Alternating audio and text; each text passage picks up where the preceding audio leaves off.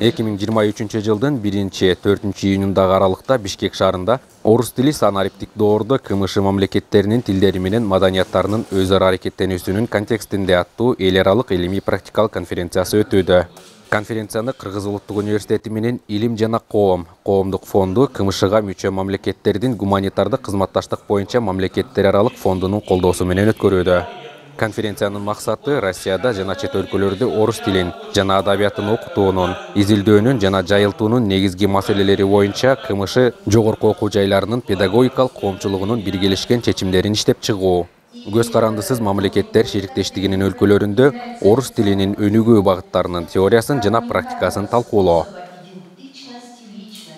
Бул Россия Федерациясынын ар кайсы жогорку окуу жайларынан, ар кайсы чөлкөмдөрүнөн 30га жакын окумуштуулар келди.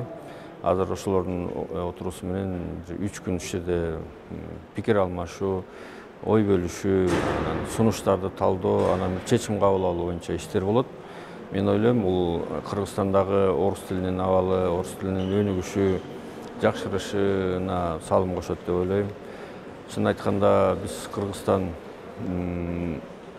башка өлкөлөргө караганда, КМШнын башка өлкөлөргө караганда орус тилге бир көбүрөөк маани берген өлкөбүз.